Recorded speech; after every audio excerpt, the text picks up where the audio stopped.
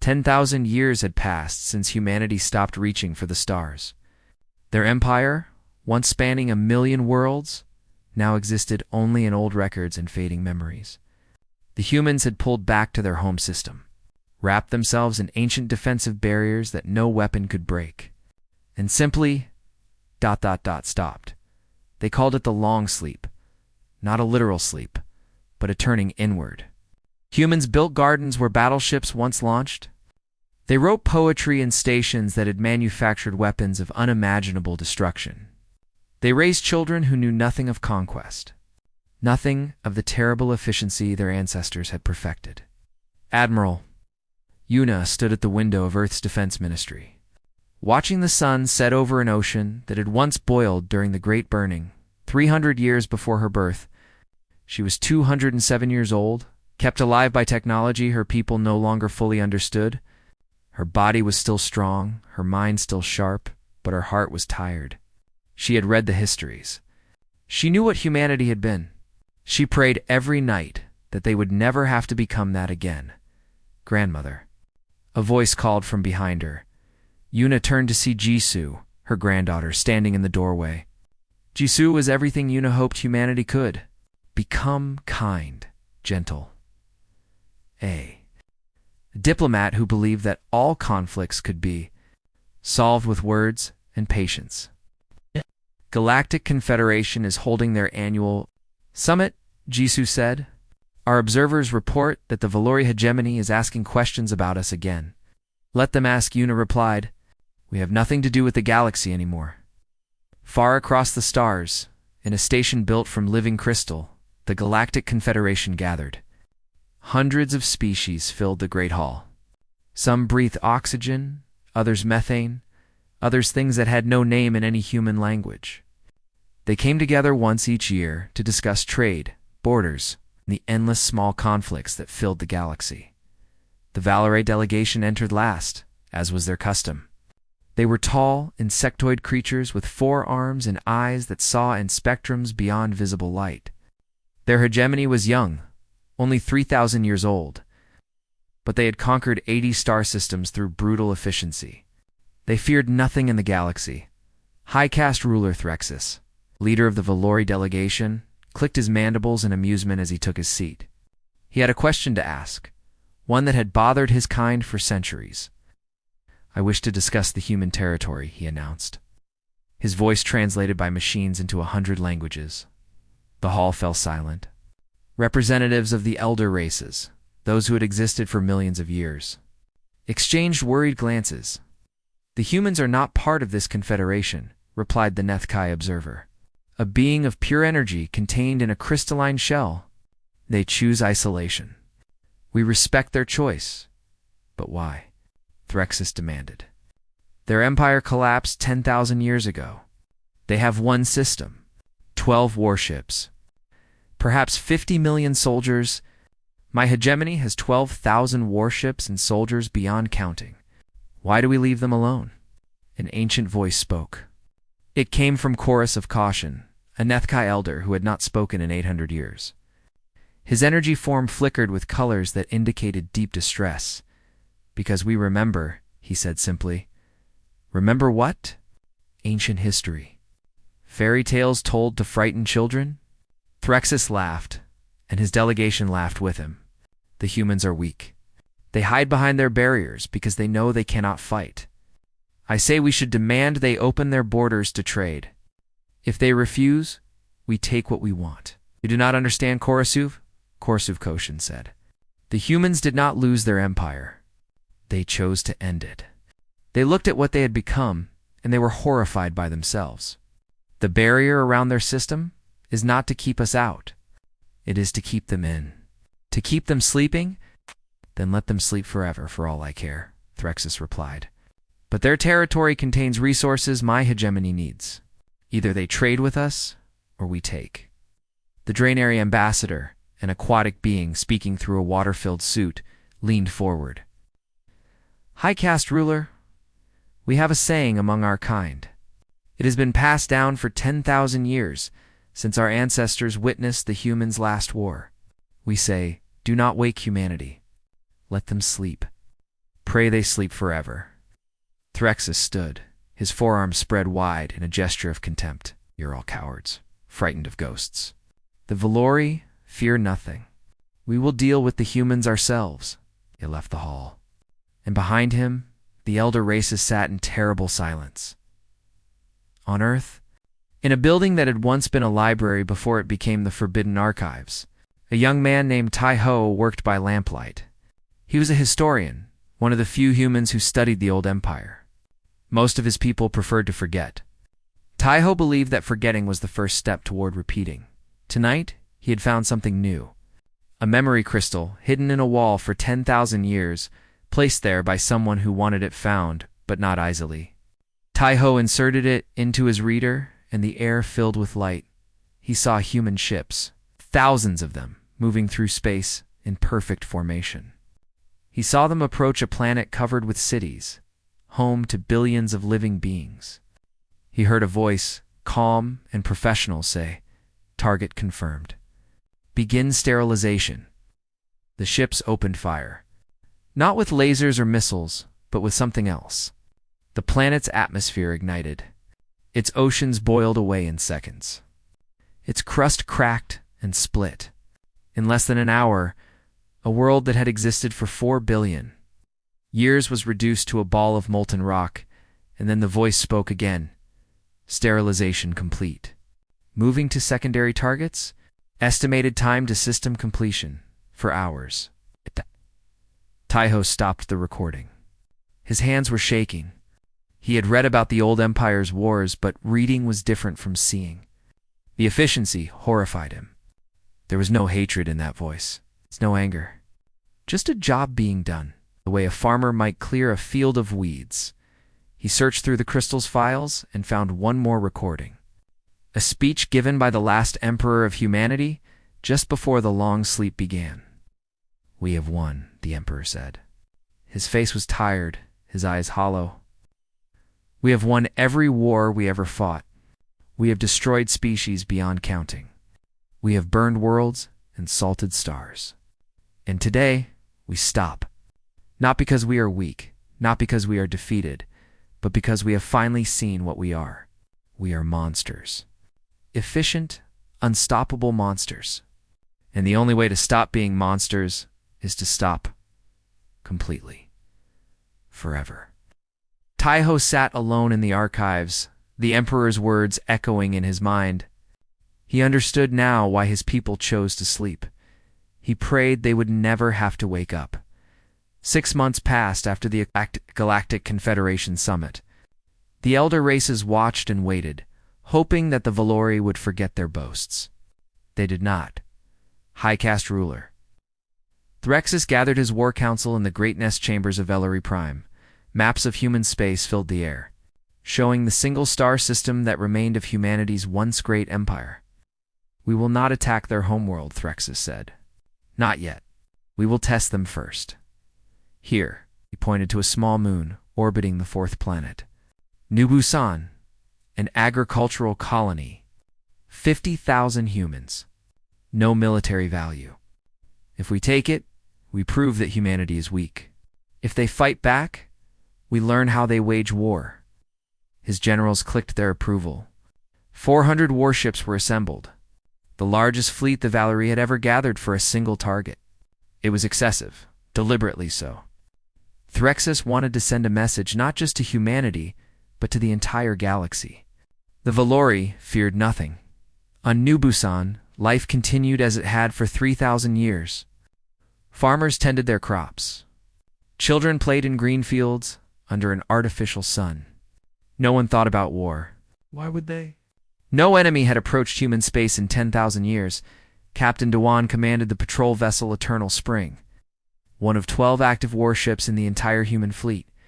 His ship was old, built during the long sleep as a gesture rather than a weapon. It had never fired its weapons in combat. Neither had he. He was drinking tea in his quarters when the alarm sounded. "Captain, to the bridge," his second officer called. "We have contacts." Many contacts. Dewan ran through the corridors of his ship, his tea forgotten. When he reached the bridge, he stopped and stared at the display screen. 400 red dots filled the space around New Busan. Enemy warships, each one larger than his own vessel. "They are hailing us," his communications officer said. A young woman named Yunji, who had served on patrol ships for 30 years without ever seeing an enemy. Her hands were shaking. "Put them through," Dewan said. The face of Threxus appeared on screen. His mandibles clicked with amusement as he studied the single human ship facing his armada. "I am High Caste Ruler, Threxus of the Velori Hegemony," he announced. "Your colony is now under our protection. You will surrender all weapons, all ships, and all colonists will submit to Velori authority. You have 1 hour to comply." Doan felt something stir inside him. Something old, something that had been sleeping in human blood for 10,000 years. He pushed it down. There had to be another way. "High Caste Ruler," he said, keeping his voice calm, "you have made an error. I strongly advise you to leave this system immediately. If you do so now, this incident will be forgotten. There will be no consequences." Texas laughed. "One ship threatens 400. You humans truly are insane." "This is not a threat," Doan replied. "It is a warning. A plea, even. Please, leave now.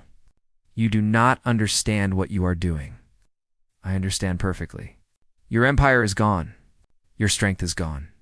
You are nothing but farmers and poets hiding behind ancient technology. The galaxy has moved on, human. You have been left behind." Doan closed his eyes. He thought of his daughter, living on New Busan, with her husband and their newborn child. He thought of the 50,000 innocents who would die if he did nothing. He thought of the histories he had read, the terrible things humanity had done when pushed to war.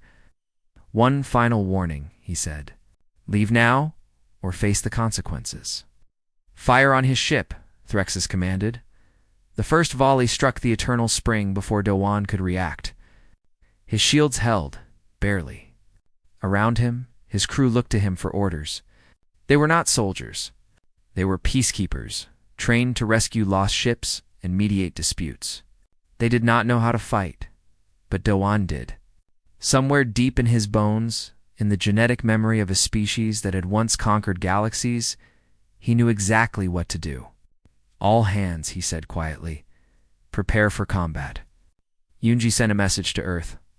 "Authorization code. Wake protocol." Yunji's face went pale. She knew what those words meant. Every human knew, though they never spoke of it. The Wake protocol was humanity's last resort, a signal buried in their defensive network for 10,000 years. It meant that peaceful options had been exhausted. It meant the enemy would not stop until forced to stop. It meant humanity was going to war. "Captain," she whispered, "are you sure?" Doan watched as more Velori ships opened fire on his vessel. His shields failed. Hull breaches opened across his ship. His crew began to die around him, good people who had never wanted to fight anyone. "Send it," he said. The signal left the eternal spring at faster than light speed. It crossed the void between stars in moments, passing through the ancient barrier around human space, reaching Earth's defense ministry in the time it took a heart to beat. Admiral Yuna was in her office when the message arrived. She read the 2 words on her screen, and her ancient heart broke. Wake protocol. She walked to her window and looked out at the peaceful Earth below. Children were playing in parks. Lovers were walking along beaches. Artists were painting in studios that had been weapons factories long ago. "Forgive us," she whispered. Then she turned and began to give orders. Deep beneath the surface of Mars, shipyards that had been silent for 10,000 years began to stir. Robots that had waited patiently for this moment activated their systems and began to build. On asteroid stations scattered throughout the system, automated factories powered up, their ancient machines, still functioning perfectly after millennia of stillness. The defensive barrier around human space shifted. Its configuration changed from keeping others out to keeping humanity in, trapping them until they were ready to emerge. Back at New Busan, the eternal spring was dying. Captain Dewan sat in his command chair, blood running from a wound on his forehead, watching his ship fall apart around him. Sir Yunji said from her damaged console, The message was received. Earth acknowledges. Doan smiled. He did not smile because he was happy. He smiled because he knew what was coming, and despite everything, some part of him was proud. Then we did our duty, he said. All hands, abandon ship. Get to the colony. Protect the civilians. Help is coming. His crew escaped in lifeboats, heading for New Bazan's surface. Doan stayed behind. He turned his dying ship toward the Valor flagship and pushed his engines to maximum. The Eternal Spring did not have weapons powerful enough to destroy the Rexus's vessel. But Captain Doan was not trying to destroy it. He was trying to send a message of his own. His ship struck the Valori flagship at half the speed of light. The explosion was visible from New Bizon's surface.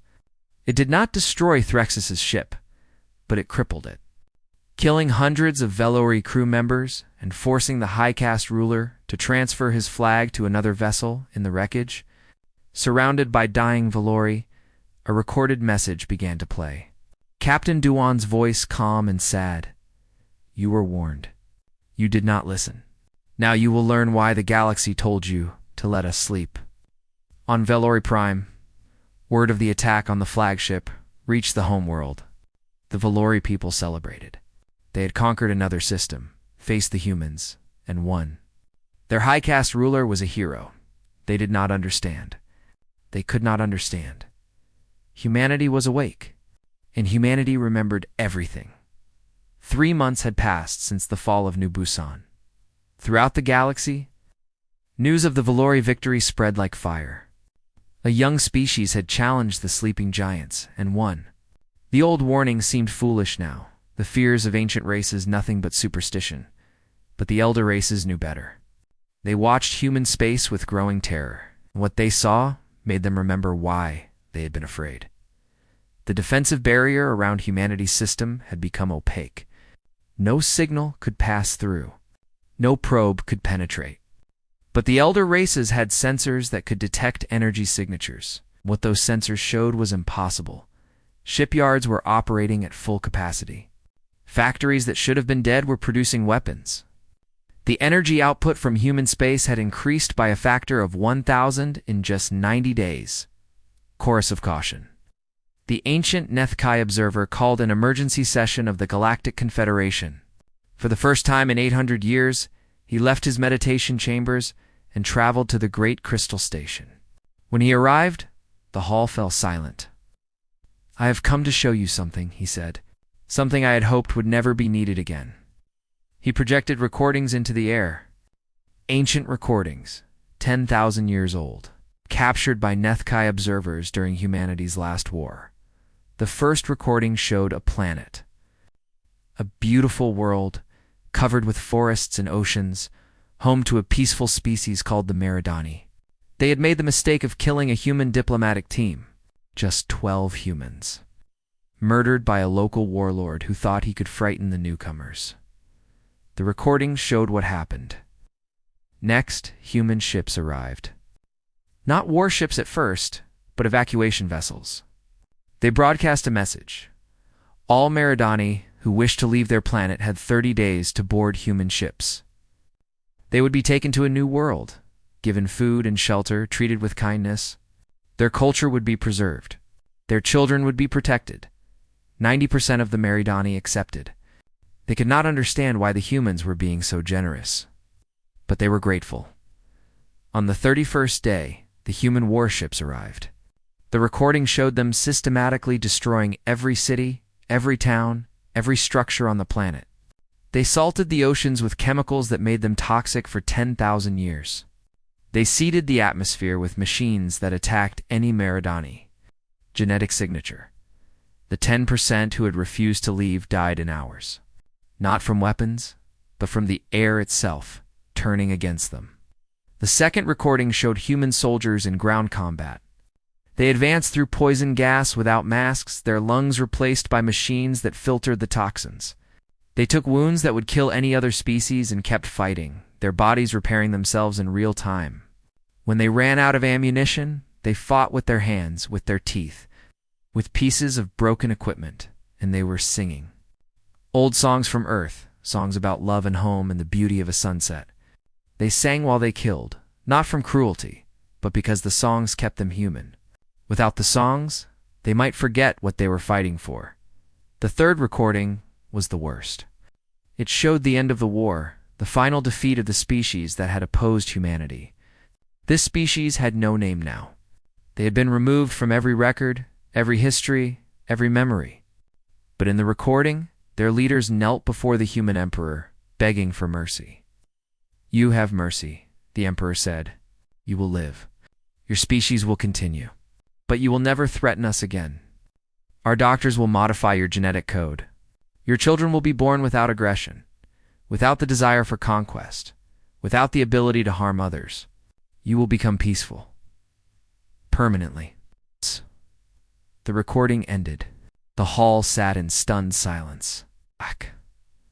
"This is what mercy looks like to humans," chorus of caution said. "They do not kill from hatred. They kill from efficiency. They remove threats permanently by whatever means necessary. And when they grant mercy, it is a mercy that lasts forever."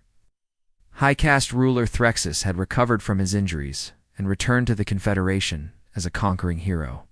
He watched the recordings with narrowed eyes. "Propaganda," he declared.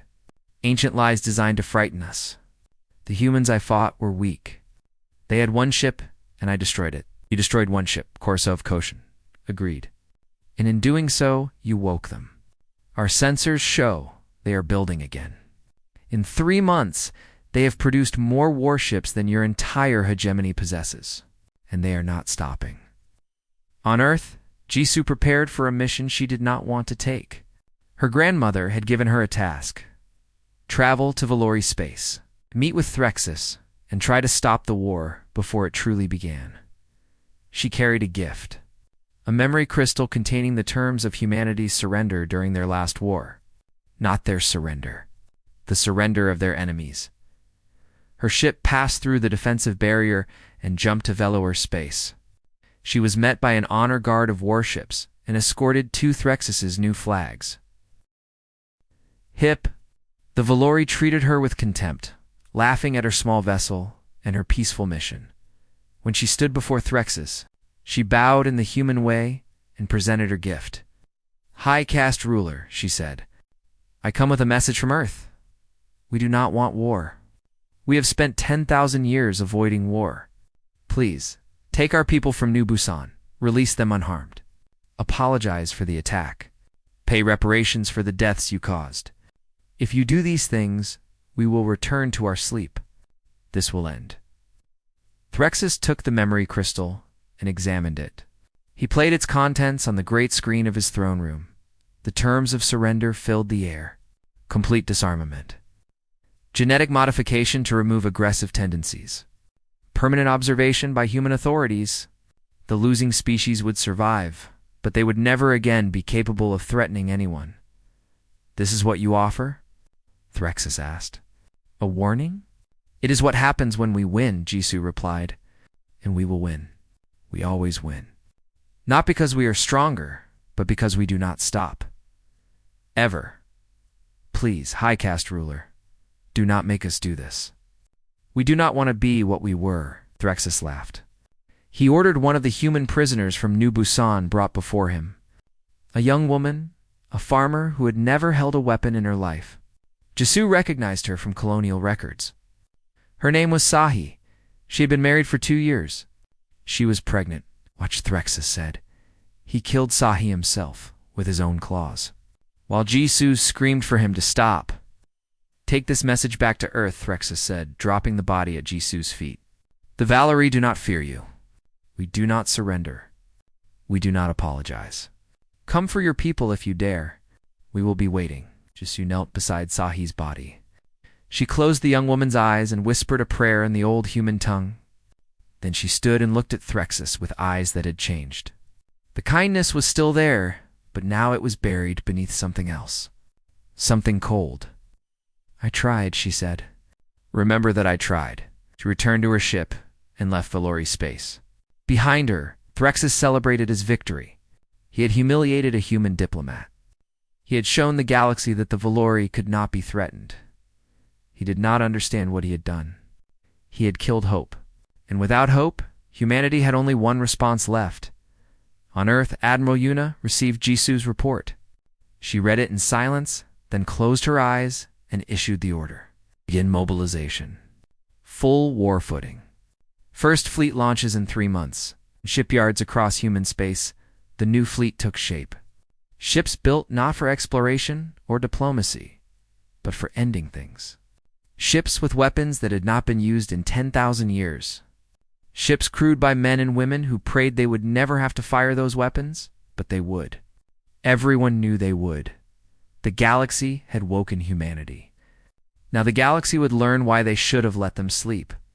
6 months after the Wake Protocol was activated, the defensive barrier around human space opened for the first time in 10,000 years. The first fleet emerged into the galaxy. 200 warships, each one built for a single purpose, ending wars as quickly and permanently as possible. They were not beautiful. They were not elegant. They were functional, designed by engineers who understood that war was not about glory, but about efficiency. Fleet Marshal Heian commanded the fleet from his flagship, the Unwavering Resolve. He was 80 years old, recalled from retirement to lead humanity's first military action in millennia. He had spent his entire life hoping this day would never come. Now that it had, he focused on doing his duty. All ships, he broadcast to his fleet, remember who we are. We are not conquerors. We are not murderers. We are humans. We fight to end threats, not to create new ones. Every action you take must serve that purpose. Unnecessary cruelty is forbidden. Unnecessary destruction is forbidden. We will do what must be done. Nothing more, nothing less. The fleet did not move toward Valerie Prime. That was what Threxus expected. Instead, they moved toward 3 asteroid systems on the edge of Valorai space. These systems contained the resources that powered the entire hegemony. Without them, Valori ships could not refuel. Valori factories could not build weapons. The hegemony would starve. Threxus recognized the strategy immediately. He gathered his fleet of 12,000 warships and moved to intercept. The numbers were absurd. 60-1 in his favor. Even if the human ships were more advanced, such odds were impossible to overcome. The 2 fleets met in the empty space. Between stars, Threxus broadcast a message to the human commander. Fleet Marshal, your courage is admirable but foolish. Surrender now, and I will show mercy to your crews. Continue this madness, and I will destroy you. Fleet Marshal Heian's response was simple. You have 30 seconds to withdraw your fleet and release our prisoners. This is your final warning. Threxus did not bother to reply. He ordered the attack. What happened next would be remembered for 1,000,000 years. The human ships did not. Fight in formation. They did not follow any recognizable tactical doctrine. Each vessel operated independently, moving with a speed and precision that should have been impossible. They dove into the heart of the Valori formation and began to kill. Minho was a young pilot, only 22 years old, flying a fighter craft smaller than a Valori shuttle. He had trained for 3 months, learning tactics that had not been used since before his species chose to sleep. Now he put that training to use. His fighter rammed a Valori destroyer at full speed. The impact destroyed the enemy's bridge, killing its command crew. Minho ejected at the last second, his survival pod shooting clear of the wreckage. But he did not flee. His pod contained a small arsenal of handheld weapons. He aimed himself at the nearest Valore vessel and began firing at its observation windows. The Valore crew watched in disbelief as a single human, floating in the void of space, shot out their bridge windows with a plasma rifle. When the windows broke, the bridge decompressed. The crew died in seconds. Minho was already moving toward his next target. This scene repeated across the battlefield. Human ships deliberately rammed enemy vessels, their crews ejecting at the last moment and continuing to fight with personal weapons. Human pilots flew their craft into enemy engines, destroying themselves to cripple their targets. Human Marines boarded Velour ships and fought through corridors designed for creatures twice their size, using knives when their guns ran dry. And through it all, they sang old songs from Earth, songs about home and hope and the people waiting for them. The Valori could not understand it. How could anyone sing while dying? How could anyone embrace death so willingly? The answer was simple. Humans were not afraid of death. They were afraid of failing to protect the people they loved. Death was acceptable. Failure was not. The battle lasted for hours. When it ended, the Valori had lost 2,000 ships. The humans had lost 50. The remaining Valori fleet retreated in disorder, their commanders broken by what they had witnessed. Fleet Marshal Hine broadcast a message to the entire galaxy. His voice was calm, almost sad. Every day this war continues, we will destroy one Valori colony world. Not military targets. Civilian centers. We will continue until the Valori return our people, apologize for their aggression, and pay reparations for the deaths they caused. This is not a negotiation. This is a notification of what will happen. The choice belongs to the Valori people. Threxus refused to surrender. He gathered his remaining forces and prepared to defend the hegemony's colonies. On the 5th day of the war, humanity demonstrated what they were capable of. The colony world of Threxprim, named after the high caste ruler himself, housed 50 million Valori citizens. It was a beautiful world, covered with farms and cities, home to some of the hegemony's greatest artists and thinkers. A single human ship appeared in orbit. It released a cloud of silver dust that spread through the atmosphere. Within hours, the dust began to consume all processed metals on the planet. Buildings collapsed.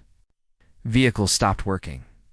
Factories crumbled into useless debris, but the people survived. The silver dust ignored organic matter. It targeted only technology, only the infrastructure that made modern life possible. When it finished its work, Threxprim had been reduced to a pre-industrial state. 50 million Valori lived, but they had nothing. No ships, no communications, no way to fight or flee. Admiral Yuna addressed the galaxy from Earth. Her face was tired, her eyes hollow, but her voice was steady. "We could have killed them," she said. "We chose not to. This time, but every day high caste ruler Threxus delays, we will choose differently. Return our people, apologize, pay reparations. End this war before we end you." Valori people began to panic. They had been told humans were weak. They had been told the old warnings were superstition.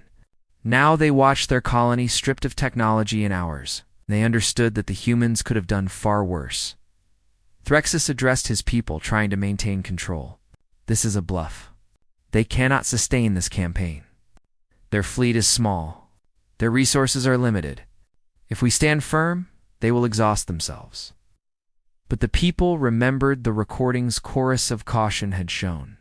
They remembered what humans did to species that threatened them. They remembered that humans did not stop until threats were permanently eliminated.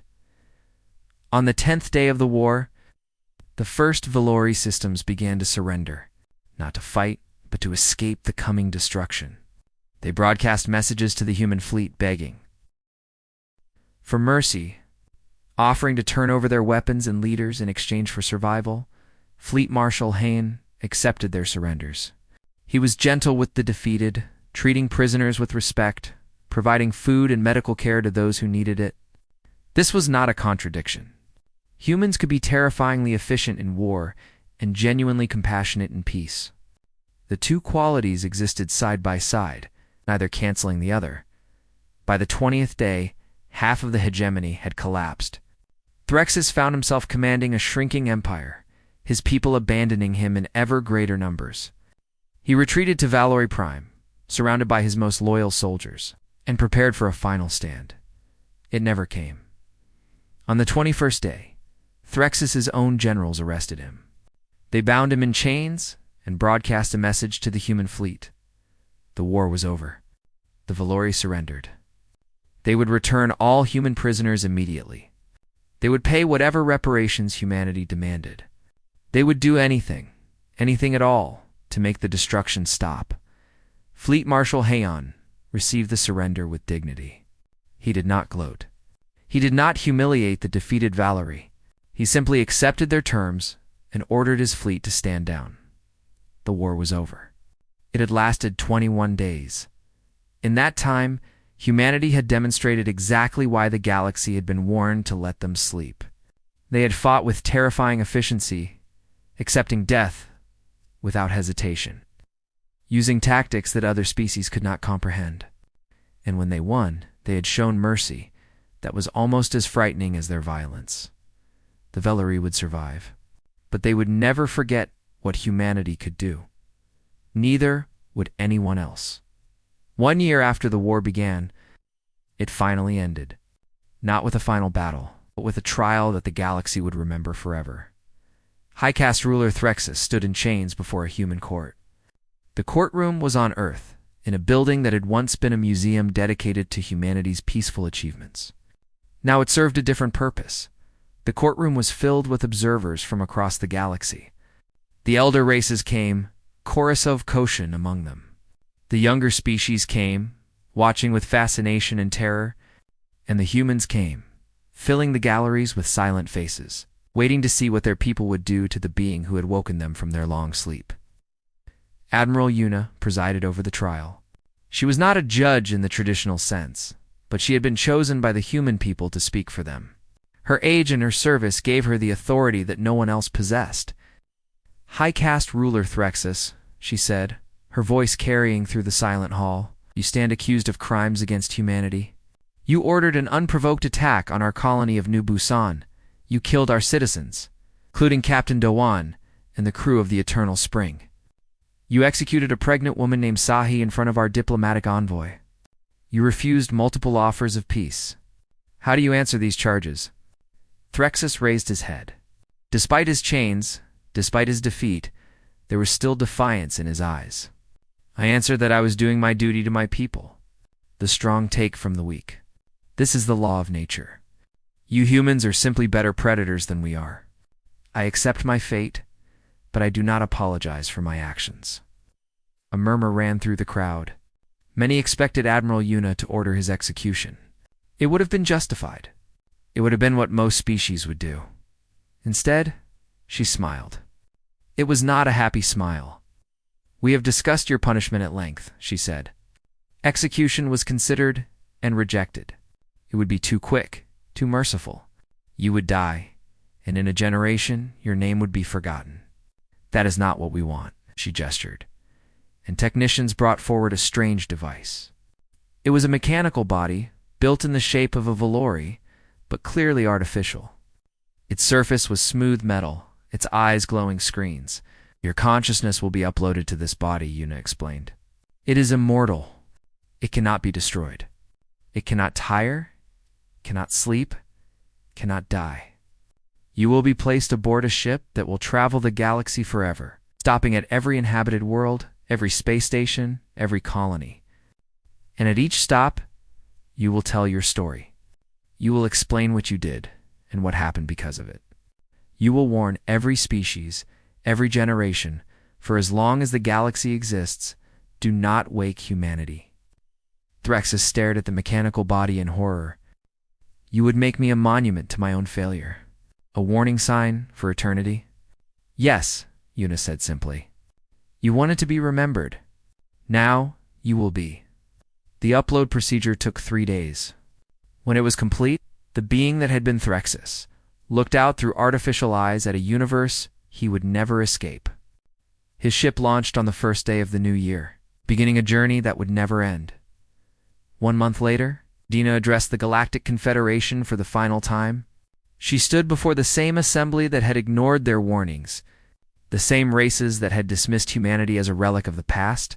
10,000 years ago, she said, we looked at what we had become, and we chose to sleep. We hoped we would never be woken. We hoped the galaxy would let us rest. You did not. She paused, looking around the great hall at the thousands of eyes watching her. And so we did what we have always done. We ended the threat. Permanently. The Valory hegemony is broken. Their military is disbanded. Their weapons are destroyed. They will rebuild in time, but they will never again threaten us or anyone else. We showed mercy, she continued. We could have destroyed them entirely. We could have done to them what we did to our enemies in the old wars. We chose not to. Remember that. Remember that we could have killed them all, and we didn't. She straightened, her old body still strong with the weight of duty. We are going back to sleep now. Our defensive barrier will close. Our fleets will stand down. We will return to our gardens and our poetry and our peaceful lives. But know this, we remember everything. Our children will be taught what happened here, their children after them. And if, in another 10,000 years, some new power looks at sleeping humanity and thinks us weak, she smiled, and it did not reach her eyes. We will wake up, and we will remember how to end things. She left the hall without waiting for a response. Behind her, the galaxy sat in silence. On Earth, life slowly returned to normal. The shipyards went quiet. The factories shut down. The soldiers returned to their families and tried to forget what they had done. Some succeeded. Most did not. Jisoo was named humanity's first ambassador to the Galactic Confederation in 10,000 years. Her grandmother had asked her to take the position, and she could not refuse. She spent her days traveling between star systems, meeting with alien leaders, explaining that humanity wanted only peace. Most of them believed her. The ones who didn't remembered Threxus's ship, traveling eternally through the galaxy, telling its story to anyone who would listen. Teho, the young historian who had discovered the ancient recordings, became an old man. He spent his life writing the history of the war, documenting every battle, every decision, every death. He wanted the truth to be preserved, not the legends that would grow over time. When he was 90 years old, sat in his garden on Earth, surrounded by his grandchildren. They were young, curious, full of questions about the stories they had heard. Grandfather, his eldest granddaughter, asked, "Are humans monsters?" Taiho looked at her innocent face, at the fear hidden behind her curiosity. He thought about the recordings he had watched, the battles he had documented, the terrible efficiency of his species when pushed to war. He said softly, "We are not monsters. We are simply very, very good at ending things. And that is why we choose, whenever we can, not to begin them." His granddaughter nodded, not fully understanding, but accepting his answer. She ran off to play with her siblings, leaving Taiho alone with his thoughts. He looked up at the sky, at the stars that had once belonged to humanity's empire. The defensive barrier was invisible, but he knew it was there. Separating his people from a galaxy that feared them, he hoped the barrier would never open again. He hoped his grandchildren would grow old without ever seeing war. He hoped humanity could sleep forever, dreaming of the peaceful species they wished they could be. But deep in his heart, in the place where all humans carried the memory of what they truly were, he knew the truth. Someday, someone would forget the warnings. Someday, someone would attack humanity again. And when that happened, the galaxy would learn once more why they should have let humanity sleep. The final image, Earth, wrapped once more in its defensive barriers. A single blue marble in an endless dark. Sleeping, but not forgotten. Never forgotten. And so humanity returned to their long sleep. Watched over by the stars they had once conquered, the galaxy breathed a collective sigh of relief, and life continued as it always had. But in every civilization, in every species, in every corner of the known universe, a new phrase entered the common language. Parents whispered it to children. Teachers taught it in schools. Leaders reminded each other in private meetings. Do not wake humanity. Let them sleep. Pray they sleep forever. And somewhere, traveling between the stars, the immortal shell that had been Threxus told its story once more. It would tell that story until the last star burned out. A permanent reminder of what happened when someone forgot the warning. The galaxy had learned its lesson. Whether it would remember was another matter entirely. But humanity would remember. Humanity always remembered.